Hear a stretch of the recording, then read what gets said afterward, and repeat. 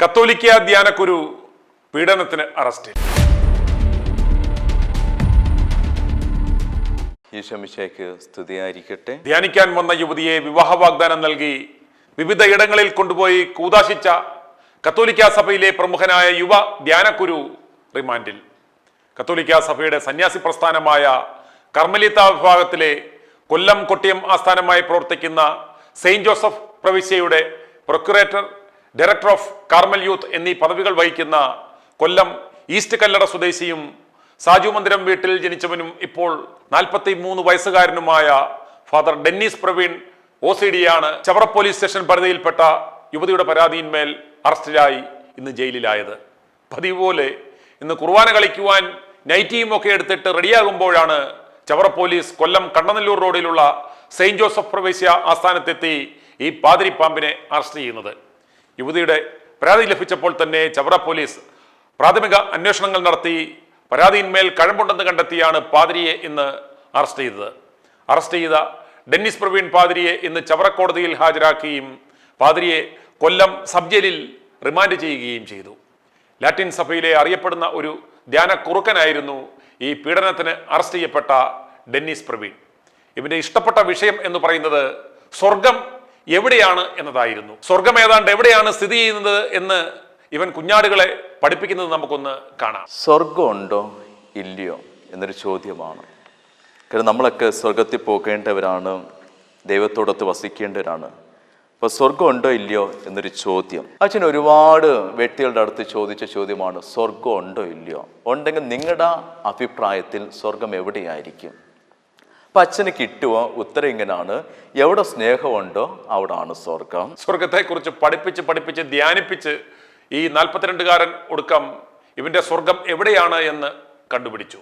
ആ സ്വർഗം വീണ്ടും വീണ്ടും കാണുവാൻ ഇവൻ പല സ്ഥലങ്ങളിലും മാറിപ്പോയി. ആ സ്വർഗത്തിനായി തൻ്റെ വെള്ള നൈറ്റ് വരെ പറിച്ചു കളഞ്ഞ് പുറത്തു ചാടും എന്ന് ഇവൻ ഉറപ്പും കൊടുത്തു.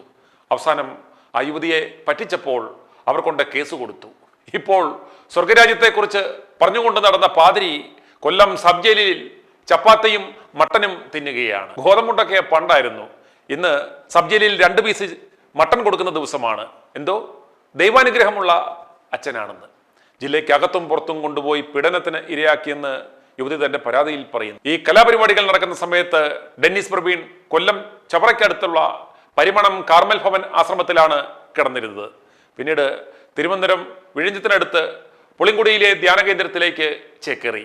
യുവതിയെ പറ്റിച്ച് കടന്നു കളഞ്ഞു എന്ന് യുവതിക്ക് ബോധ്യമായപ്പോഴാണ് യുവതി പരാതിയുമായി വരുന്നത്. ഇവൻ സ്പെഷ്യലൈസ് ചെയ്തിരുന്ന ധ്യാനം എന്ന് പറയുന്നത് മരിയൻ ധ്യാനം, നവീകരണ ധ്യാനം, ആന്തരിക ശുദ്ധീകരണ ധ്യാനം ഒക്കെയായിരുന്നു. അതുപോലെ ഇവന്റെ മാസ്റ്റർ പീസ് ഐറ്റം ആയിരുന്നു യുഗാന്ത്യത്തിന്റെ അടയാളം. നിന്റെ നിക്ഷേപം എവിടെയോ അവിടെയായിരിക്കും നിങ്ങളുടെ ഹൃദയവും. അപ്പൊ നിധി എവിടാണെന്ന് അന്വേഷിച്ച് കണ്ടെത്തണം. ഇപ്പൊ ഈ നാട്ടിൽ ഇവിടെ നിധിയുണ്ട്, അത് കണ്ടെത്തേണ്ട നമ്മുടെ കടമയാണ്.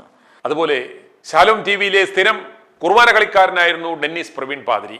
ചുവന്ന അങ്കിയും ഒക്കെ ഇട്ട് വന്നു നിന്ന് ഇലവന്റെ കുർബാന കളി കാണുവാൻ കയ്യും കുപ്പി മുന്നിൽ പോയി നിന്ന മൊണ്ണക്കുഞ്ഞുങ്ങൾ ഇപ്പോൾ അയ്യേ ലെവന്റെ കുർബാനയാണോ ഞങ്ങൾ ഇത്രയും കാലം കണ്ടത് എന്നോർത്ത് വിഷമിക്കുകയാണ്.